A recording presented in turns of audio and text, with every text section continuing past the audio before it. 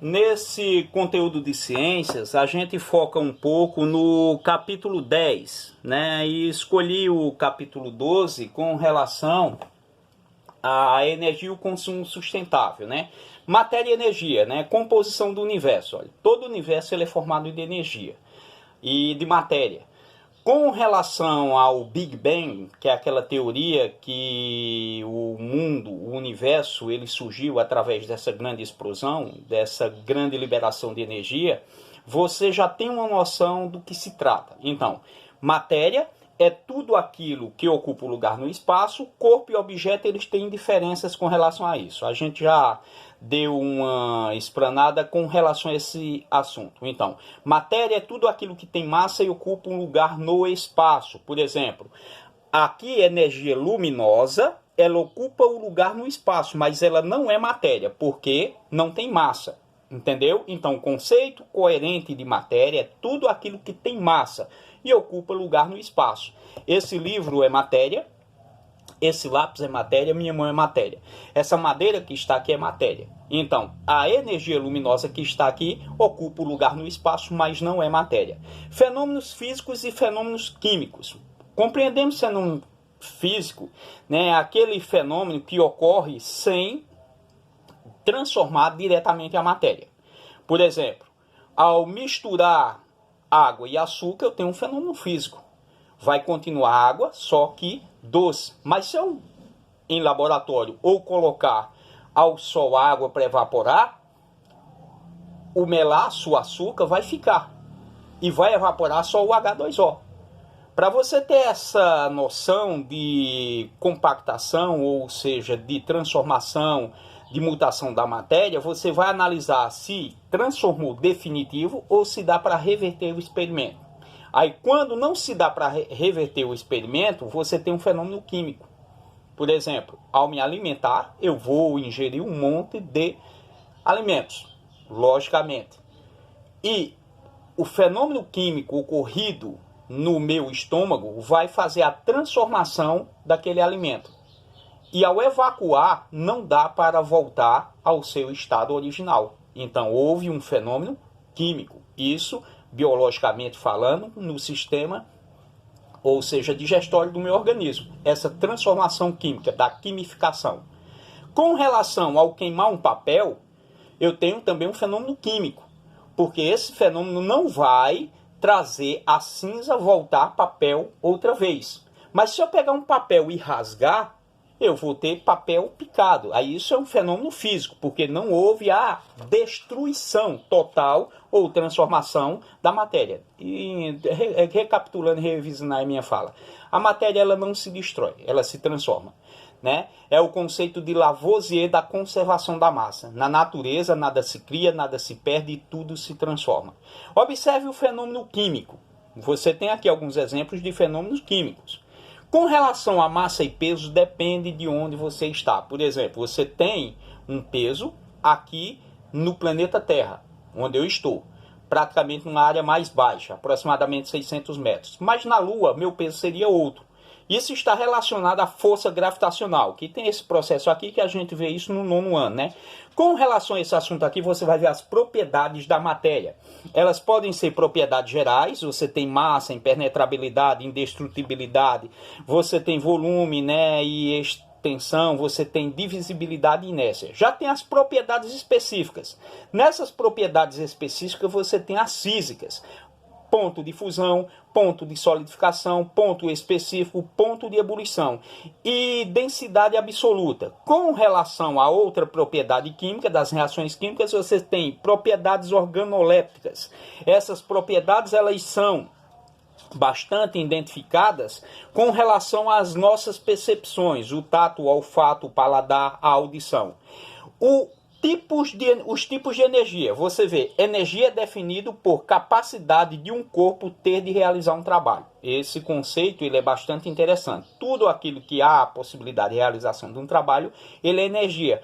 Quais são os tipos de energia nesse contexto aqui? Energia cinética, energia térmica, energia sonórica, energia luminosa e energia elétrica.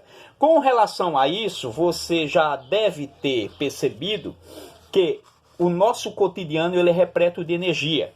né? Desde a movimentação do seu corpo, que está aí indiretamente a energia do alimento que você, né, ingeriu nesses últimos dias, até o que você, né, observa no carregamento do seu celular, essa energia luminosa que está aqui nesse livro didático, ou a energia do gás GLP lá do botijão de cozinha de sua casa. Então a energia ela está em todas as partes do nosso cotidiano.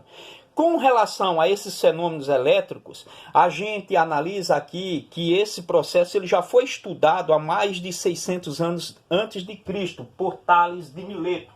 Você observa que isso aqui é um âmbar, né? Se eu flexionar isso aqui e colocar um cabelo, ele vai vir atraído com isso aqui.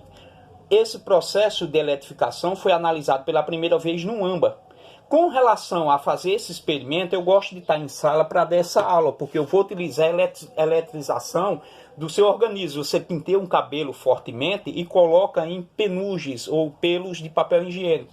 Pelos não, desculpe, né? Pedacinhos de papel higiênico. Ou se não, você atrita o âmbar, né? Você ao atritar o âmbar, você colocar na penugem do seu braço, você vai ver que ele vai ficar quase todo arrepiado aqui, ó. Se você sentir isso, você está com as propriedades organolépticas. Observe só. Mas no processo de energia é o processo da realização de um trabalho. E com relação à eletricidade, é um fenômeno, né, que acontece curiosamente com relação aos elétrons. Por isso que eu coloquei essas duas páginas para você analisar.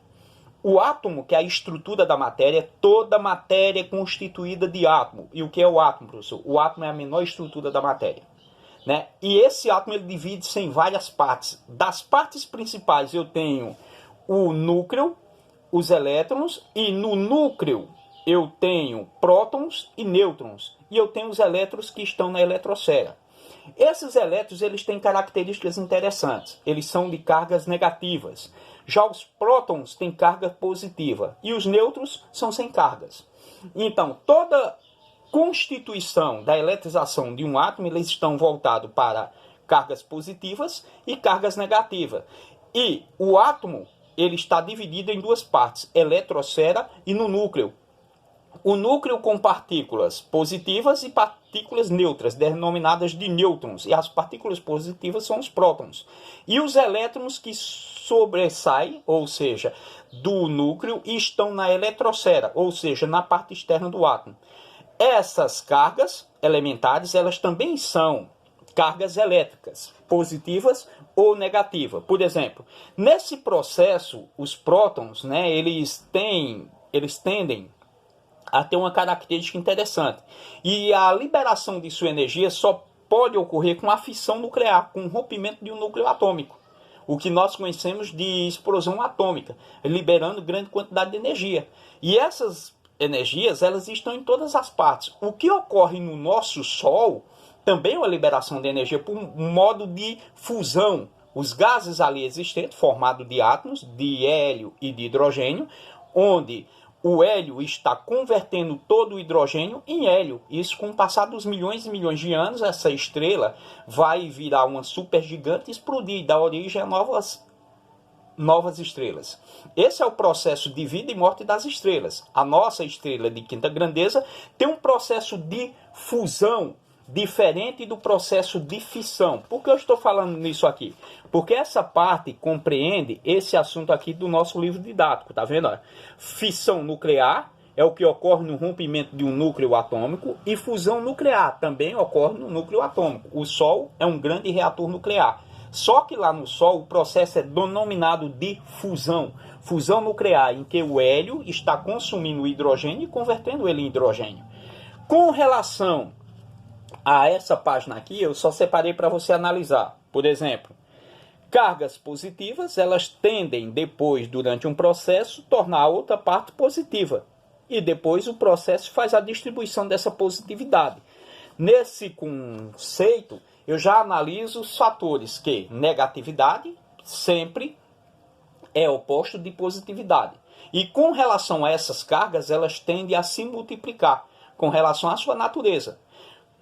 E identificando outro assunto interessante para nós, é o consumo sustentável e o uso consciente, que é o capítulo 12.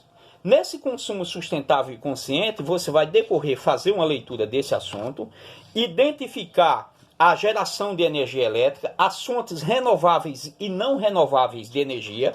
A gente já trabalhou isso em aulas anteriores. Os tipos de energia, né, apresentado aqui, energia solar, energia térmica, energia hidrelétrica, né, energia eólica e assim por diante, desde a geotérmica e a energia nuclear e as da biomassa. Quais são os elementos que compõem esses fatores? Você vai identificar os tipos de energia e os combustíveis para esse tipo de energia. E quais são os fatores que contribuem para essa produção? Por exemplo, a energia hidroelétrica. Os rios, eles são os principais precursores desse tipo de energia. No nosso caso, essa energia luminosa aqui, ela é produzida no hidroelétrica de Paulo Afonso, que o Rio São Francisco é o principal precursor para que se tenha essa energia que movimenta aquelas turbinas ali existentes. Então, a energia nuclear, qual é o tipo de combustível para energia nuclear? É o urânio, né? O urânio é o principal combustível. Então, nesse processo de leitura, você vai analisar o consumo de energia consciente, né? Como é que eu devo utilizar, né, esse tipo de energia no meu dia a dia? Como é que eu devo fazer para ter uma certa economia com relação à energia? Uma dica: a gente não só aprende para a prova, a gente aprende também para a vida. O chuveiro quente ligado diretamente, né, e muito tempo lá de banho, é legal, é ótimo. E a conta de energia? E o bolso de papai e o bolso de mamãe? Isso está relacionado à consciência. Talvez você tenha a consciência que economizar energia é interessante, só não tenha a sensibilidade, né? A gente é consciente que não pode jogar lixo, mas não tem a sensibilidade disso. Aí de vez em quando escapole e sai um lixo da nossa mão. Isso é interessante quando você aprende para a vida. Vou dar um exemplo para a vida. Aqui em casa, quando a água ferve, vou lá para as propriedades da matéria. Ela chegou no ponto de ebulição, ela está a 100 graus. Eu posso colocar um caminhão de fogo embaixo dela, ela não vai passar de 100 graus. Ela nunca passa para 101 graus. O ponto máximo de ebulição dela é 100 graus. O que é que eu faço? Quando estiver fervendo, eu abaixo o fogo do fogão. Vou economizar o botijão. Vou economizar a energia lá do botijão. Porque eu aprendi que a água, o ponto de ebulição dela, em partes baixas, aqui normal, é 100 graus Celsius. E quando eu percebo isso, quando ela está fervendo, o nome disso se chama consciência. E a água ferveu, eu preciso colocar pouca água para ferver nos alimentos. Mas ferveu, eu tenho que abaixar. A temperatura dela será 100 graus. Eu abaixando, eu vou economizar o botijão de gás. Isso é consumo consciente. Por que tantas luzes acesas dentro da casa?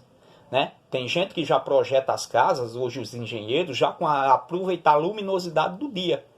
É interessante isso, né? Então, relacionando o consumo consciente, relacionando com a sua vivência diária, você vai analisar isso aqui para a vida, para nós fazermos a nossa atividade. Os tipos de eletrônicos que você tem na sua casa e os selos de energia para o bom funcionamento do bolso da nossa casa, tá certo? Desde o material da bateria de celular, a analisar até o micro-ondas que está aí na sua casa, se ele consome mais ou consome menos energia, e analisar o que consome-se mais de energia em casa, para se ter uma certa racionalidade e contribuir com o bolso de casa. Isso é consciência ecológica, isso é consciência financeira. Deu para você entender isso, né? Por isso que eu especifiquei esse assunto aqui para vocês. Então, pessoal, bons estudos, qualquer dúvida só é passar aqui para o professor, tanto no grupo ou no privado, pode ser qualquer hora. Quando eu visualizar a mensagem, eu respondo a vocês, tá certo? Tá bom? E pela ordem da chegada da mensagem. Pronto, tenhamos um bom dia que seja produtivo.